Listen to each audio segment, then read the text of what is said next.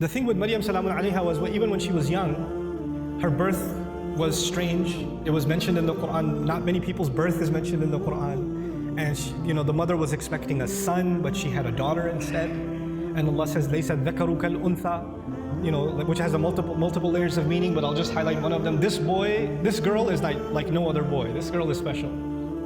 And by the way, please remember those words next time. Any of you, if you're expecting a child and that you were hoping, and your mother was hoping, and your father was hoping, and your extended cousins were hoping it's going to be a son, and you have a daughter, you remember that Allah didn't highlight the birth of a child like He did the birth of Maryam salamun alayha. It's an honor to have a daughter. It's a gift of Allah to have a daughter. And it's actually the behavior of the mushrikun to be upset that you had a daughter.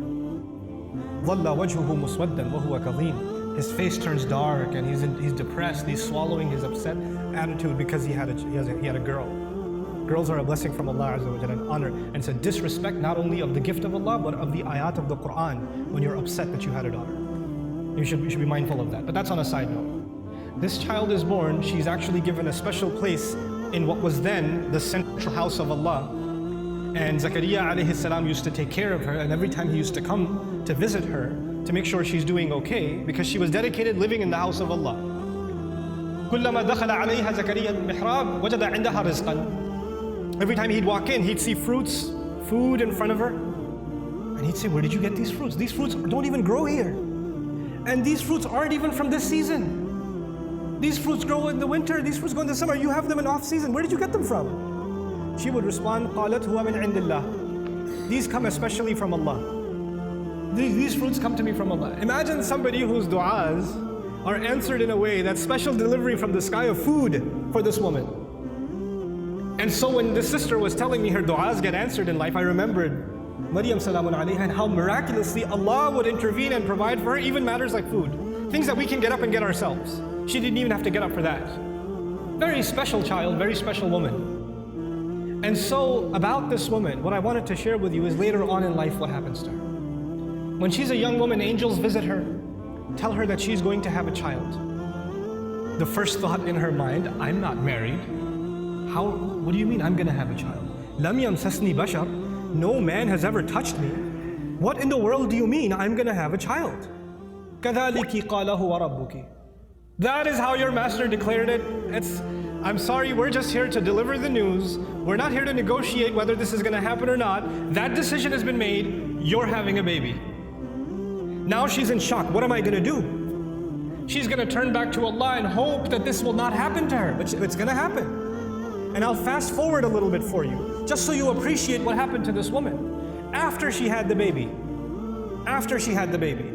and she came back to her town, the entire community that looked up to her as a zahida, as a spiritual woman, as a woman of worship and ibadah, someone who even the prophet of their community, Zakaria, had endorsed.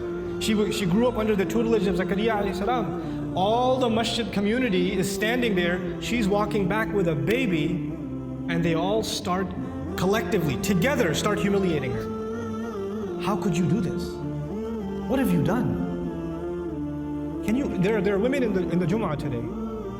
No Muslim woman can ever imagine being in a situation where she's holding a baby and somebody's telling her that child is not legitimate.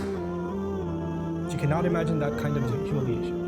No Muslim. And none of us can imagine that kind of accusation for our sister, for our mother, for our daughter. We cannot imagine that pain. It's beyond us. For the Muslim, our dignity is greater to us than our life. The sense of dignity Allah has given us is more valuable to us than even our life. And she knows that when she goes back with this baby, that's what they're going to say. It's one thing that they might be saying it behind her back. They're saying it in public, in front of her. Now I want to take you back to how she dealt with this problem. Because no amount of dua she made is going to change what Allah has decided. Allah has decided that she has to face this. She has to stand in front of this. And what does she do? When the child comes, as she's about to deliver the child, she says, "Ya laytani mittu qabla hadha." She says, if only I could die before this happens. Hopefully I die giving birth. It's all on her mind, because that will be an easy escape from what is coming. There is no other place in the Quran anybody ever wishes for death. This is the only one. Think about that. Why is it there? Allah Azza wa Jalla is acknowledging that sometimes people go through such traumatic, humiliating situations where they wish they were dead. Even that happens. That's how extreme her situation became. And Allah acknowledged that and recorded that in the Quran. Ya laytani mittu qabla hada. I read this and I was just in shock. Like, how did she just say that? You know, our Messenger alayhi salatu wasalam told us, La yatamannayanna ahadukum al-maut. None of you should ever wish for death. You should not wish for death. That's not something you should say casually. And she's actually now wishing for death. Why? Because this is an extreme case. This is a crazy situation. And so, you know, the humiliation she will face is far worse than death. So she says, Ya laytani mittu qabla hada. There are going to be, this is in the Quran for a reason. There are going to be people that are going to be in humiliating situations. And there's no getting out of it. There are going to be people that are going to have to face their family, that are going to have to face false accusations, that are going to have to face up to a mistake they made in the past, who knows? And they're going to have to face that kind of trauma. And they'll have to find comfort in the example of Maryam salamu alayha. But she didn't stop there. She said, وَكُنْتُ نَسْيًا مَنْسِيًا. 2 words, نَسْيًا مَنْسِيًا. Those incredible words. Nasi in Arabic, they say fa'al and fi'l, these two awzan. They say nisi also. In one qira'ah it's nisyan. In another qira'ah it's nasyan. This is similar to dhibh. In the Arabic language, you have 2 kinds of words, dhibh and madhbuh. Nasi and mansi.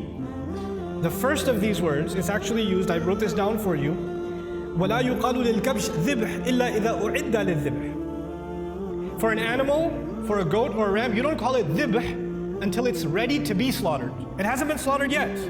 Once it is slaughtered, it's called dhabih. It's called madhbuh. Not before. Before it's called dhibh. She uses 2 words. Common translations say, I wish I was dead, I wish I was forgotten. That's what the translation says. But there are 2 words of being forgotten. One of those words, nasyan, actually means I wish, even though, because she's away from the masjid, right? She's not back home. I hope nobody ever misses me. They don't even ask the question, where did Maryam go? I wish I could be invisible, forgotten from people's memories right now, and nobody even has the thought of me. This is nasi.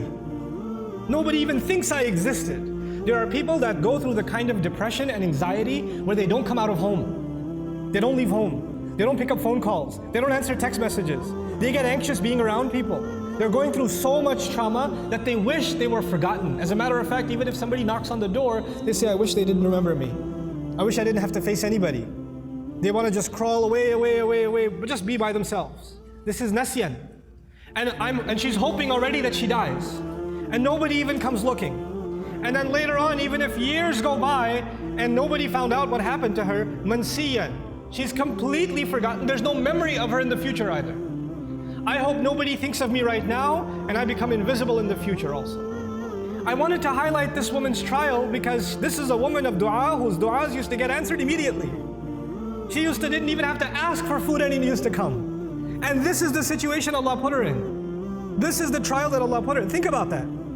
This is not because Allah hates her. This is not because Allah forgot about her. This is not because Allah wants to humiliate her. This is actually, all of this ended up becoming Allah honoring her.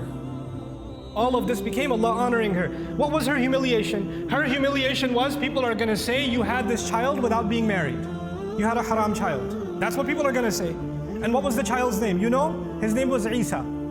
There is no other prophet in the Quran who, when Allah mentions their name, He honors their parents also. Except Isa. Isa ibn Maryam, Isa ibn Maryam, Isa ibn, over and over again. Isa the son of Maryam, Isa the son of Maryam. Do you find Muhammad the son of Abdullah? Do you find Yaqub the son of Ishaq? Ishaq the son of Ibrahim? Yusuf the son of Yaqub? You find these? No.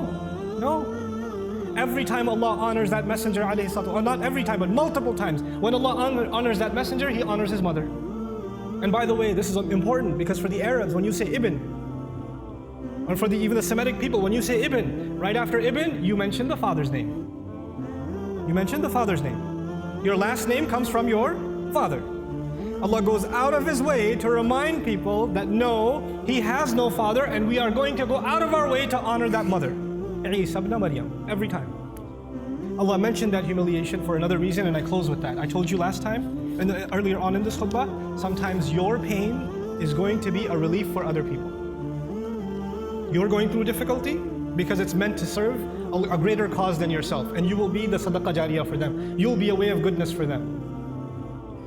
This is the pain of Maryam salamun alayha. Every time a woman is humiliated, every time a woman is falsely accused, every time a woman wishes she was dead, then to face what she's supposed to face, then she's going to find comfort in Maryam salamun alayha. And every time she finds that comfort, the rank of Maryam rises again and again and again and again. SubhanAllah.